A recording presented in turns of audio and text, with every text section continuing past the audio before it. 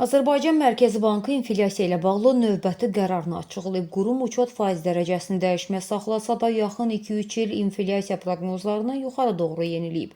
Yeni proqnozlara əsasən illik inflyasiya 2026-cı ildə 6,1%, 2027-ci ildə isə 5,8% olacaq. Bu isə o deməkdir ki, bazarlarda qiymət sabitliyi ilə bağlı risklər hələ də tam aradan qalxmayıb. Bəs Baş Bankı bu rəqəmləri artırmağa məcbur edən əsas səbəblər hansılardır? İqtisadçılar bildirirlər ki, burada əsas rol qlobal ərzaq inflyasiyası və idxal xərcinə məxsusdur.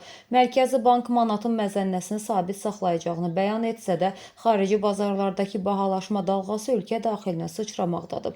Xüsusilə dünya bazarında enerji qiymətinin və logistika xərclərinin yüksəlməsi tərəfdaş ölkələrdə istehsal olunan məhsulların dəyərini artırır və bu da birbaşa Azərbaycana idxal olunur. Beləliklə, Mərkəzi Bankın addımları göstərir ki, həm xidmət, həm də məhsul sektorunda qiymət artımı qaçılmazdır.